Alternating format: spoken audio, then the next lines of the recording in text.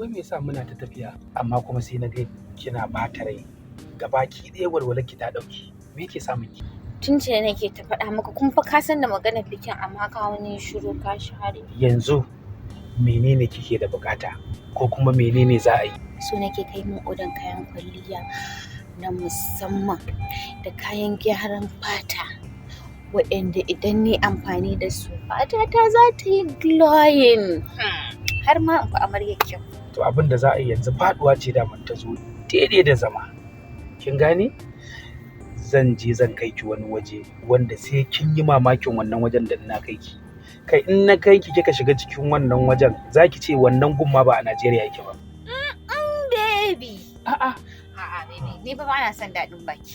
Magana daɗin baki idan ki fa zai ga zahiri.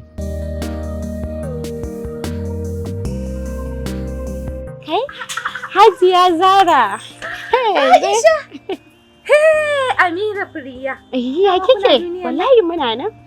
Ashe ke ma dai kina zuwa Danbu Cosmetics. Kin san su ne? Na san su baby, wa'annan da kake gani classmate ina ne tare da su muka secondary school. Idan ka ji ana batun gayu. To wa'annan biyu su ne catch. To ai goni baki san me ba. Ai ni ba sai kin gaya min komai ba. Duk mutumin da ya ganshi a wannan sudo din Danbu Cosmetics. Ke kin san daga nan magana ta kare. Kuma banda abinki ba ki ga yar garin su Amika Bacha ba? Wow, masha Allah, kice duniyar kaya kika kawo ni.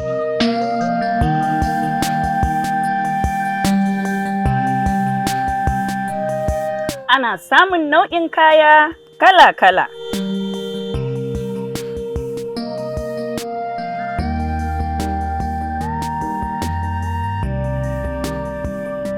Danbu Cosmetics domin ƙura a dakar gayu. Bugu da ƙari, kayansu suna da kusa kuma daidai da aljihu.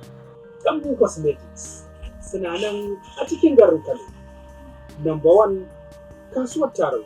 Madalla da Danbu Cosmetics gayu a sauƙaƙe. Wani abin sai a Danbu.